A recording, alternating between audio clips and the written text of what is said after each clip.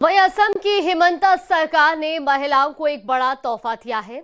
असम में अब एक से अधिक शादी करने को अपराध घोषित कर दिया गया है। असम विधानसभा से बहुविवाह कानून को मंजूरी मिल गई है और राज्यपाल से मंजूरी के बाद जल्द ही पूरे असम में ये कानून लागू हो जाएगा।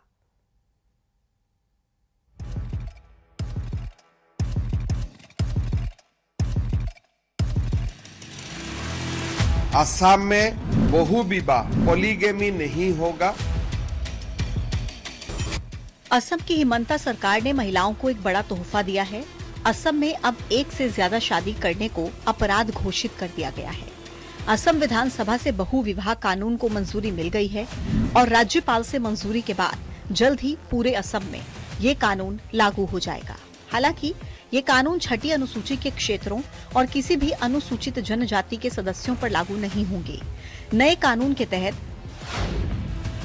अगर कोई व्यक्ति पहले से शादीशुदा है और उसकी शादी कानूनी रूप से खत्म नहीं हुई है, ऐसे में अगर वो दूसरी शादी करता है तो उसे अपराध माना जाएगा और 7 साल तक की जेल और जुर्माना देना होगा। यही नहीं, अगर कोई व्यक्ति छिपाकर दूसरी शादी करने का दोषी पाया जाता है तो उसे 10 साल तक की सजा हो सकती है। नए कानून में दूसरी शादी पर सिर्फ सजा ही नहीं बल्कि दोषी व्यक्ति पर कई पाबंदियों का भी प्रावधान है, जिसके मुताबिक बहुविवाह के दोषी व्यक्ति को किसी भी सरकारी नौकरी के लिए अयोग्य माना जाएगा। दोषी व्यक्ति को किसी भी सरकारी योजनाओं का लाभ नहीं मिलेगा। साथ ही ऐसा व्यक्ति स्थानीय निकाय चुनाव में भी हिस्सा लेने के लिए प्रतिबंधित होगा। वहीं नए कानून में पीड़ित महिलाओं की मदद का भी प्रावधान किया गया है, जिसके मुताबिक पीड़ित महिला को फौरन 1,40,000 रुपए का मुआवजा दिया जाएगा। पीड़ित महिला को कानूनी सुरक्षा और सहायता प्रदान की जाएगी। साथ ही महिला की आर्थिक और सामाजिक सुरक्षा सुनिश्चित की जाएगी। असम के इस नए बहुविवाह कानून में न सिर्फ दूसरी शादी करने वाले बल्कि दूसरी शादी के लिए मदद करने वाले और इसे छिपाने वालों को भी अपराधी मानने की बात है। चाहे वो गांव का मुखिया हो, मंदिर का पंडित हो, मस्जिद का काजी हो या दूसरी शादी करने वाले व्यक्ति के माता पिता ही क्यों ना हो। नए कानून में ऐसे लोगों के दोषी होने पर 2 साल तक की सजा का प्रावधान है। साथ ही ऐसे लोगों को 1.5 लाख रुपए तक का जुर्माना भी देना पड़ेगा। अब नए बहुविवाह कानून पर सियासत भी शुरू हो गई है। कोई इस नए कानून को ट्राइबल संस्कृति पर हमला बता रहा है तो कोई मुस्लिमों के पर्सनल लॉ में दखल बता रहा है। अगर कोई घर में एक पत्नी होने का बावजूद अगर दूसरा शादी करने का कोशिश करेगा, उनको 7 साल का जेल होगा।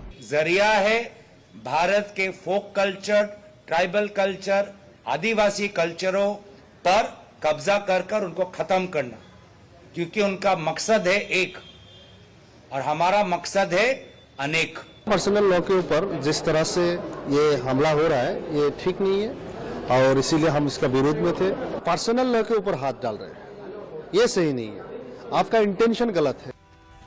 राजनीतिक दलों में ही नहीं बल्कि धार्मिक संगठनों से जुड़े लोगों में भी इस बिल को लेकर अलग अलग राय है। हिंदू संगठन जहां इसे ऐतिहासिक और महिलाओं के पक्ष में साहसिक फैसला बता रहे हैं, वहीं मुस्लिम संगठन इस कानून को मुस्लिम पर्सनल लॉ बोर्ड पर हमला बता रहे हैं। हर कम्युनिटी को इस बात का भी कानूनी हक है कि वो अपने पर्सनल मैटर्स में अपने पर्सनल लॉस पर अमल कर सकता है। तो मोर देन वन मैरिज का जो कॉन्सेप्ट है वो मजहब इस्लाम के पर्सनल लॉस का एक अटूट हिस्सा है। ये मुल्क के आइन के खिलाफ अगर कोई कानून बनता है, किसी खास मजहब के खिलाफ बनता है, तो उसको किस तरीके से वैलिड करार दिया जा सकता है। मैं साधुवाद देता हूं। हमें गर्व है कि असम सरकार ने हमारी विवाह व्यवस्था को और मजबूत करके और स्त्री पुरुष के जो संबंध हैं, जो पति पत्नी का जो रिश्ता है, उसको और प्रगाढ़ता प्रदान की है। इस्लाम में कुछ शर्तों के साथ पुरुषों को 4 शादी करने की इजाजत दी गई है। भारत समेत कई देशों में रहने वाले मुस्लिम समुदाय के लोगों को अपने धार्मिक कानून का पालन करने की इजाजत है, लिहाजा वो एक से ज्यादा शादी करते हैं और ऐसा करना गैर कानूनी भी नहीं है। बहुविवाह पर रोक लगाने के लिए पूरे भारत में यूनिफॉर्म सिविल लॉ लागू करने की मांग लंबे समय से चल रही है। उत्तराखंड में यूसीसी लागू कर भी दिया गया है।